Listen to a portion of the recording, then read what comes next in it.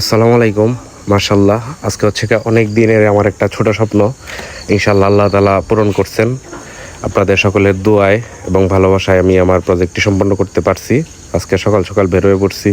পরিবেশটা খুবই সুন্দর ছিল, ঠান্ডা ছিল। তো এই যে আমার আগেই জানাইছিলাম আপনাদের যে আমার এক মামা, উনি হচ্ছে গিয়ে যে কোয়েলগুলা যিনি আমাদের দিবেন হচ্ছে গিয়া, তো আমি হচ্ছে গিয়া কোনো কিছু চিন্তা না করে ওনার উপর বিশ্বাস করে আমি হচ্ছে গিয়া রানিং যেই পাখিটা ডিম দিতেছে ওইটা সংগ্রহ করে আনছি।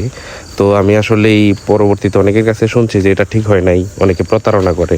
তো হচ্ছে এগুলো হচ্ছে গিয়া আল্লাহর কাছে, আল্লাহর বিষয়, আমি বাকিটা জানি না। ইনশাল্লাহ বিশ্বাস ভরসা থাকলে ইনশাল্লাহ ঠকা যায় না। তো আপনারাও ইনশাল্লাহ আমাকে ভালোবাসা দিবেন এবং আমাকে বিভিন্ন তথ্য জানাবেন যে আমি আসলে কোয়েল পাখি সম্পর্কে বেশি একটা জানি না। তো আমি আসলে ছেলে মেয়ে পাখি কোনটা ওইটা চিনে নিতেছিলাম, যেহেতু আমি পাখি চিনি না।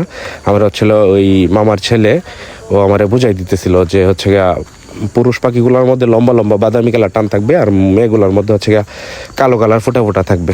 তো মাশাল্লাহ আমি এটা হচ্ছে গিয়ে আমার ছোট একটা কোয়েলের মানে ঘর, ওইটাতে আমি বিসমিল্লাহ বইলা ছেড়ে দিলাম। তো মাঝখানে একটা কাহিনী হয়েছে, আসলেই কেন হয়েছে ওটা আমি জানি না। আমার হচ্ছে গিয়া পাখিগুলা যখন আমি ছাড়ি তখন বাইরে ছাড়ছিলাম, তো তো 9টা পাখি আমার উড়ে চলে গেছে। যদিও এইগুলাকে আমি পরবর্তীতে একটু একটু দেখছি, তারপর দেখা হয় নাই। তো আমি পাখিগুলাকে ছাইরা হচ্ছে গিয়ে হালকা একটু জিঙ্ক দিয়া, যেটা নর্মাল জিঙ্ক দিয়ে আমি হচ্ছে গিয়ে প্রতি লিটারে 2 ml করে জিঙ্ক দিয়ে দিছি, এবং যেটা স্টার্টার ফিড হচ্ছে গিয়ে এই সোনালি স্টার্টার ফিড, ওই খাবারটা আমি দিয়ে দিছি। মাশাল্লাহ দেখেন ওরা খুবই মানে খাইতেছে।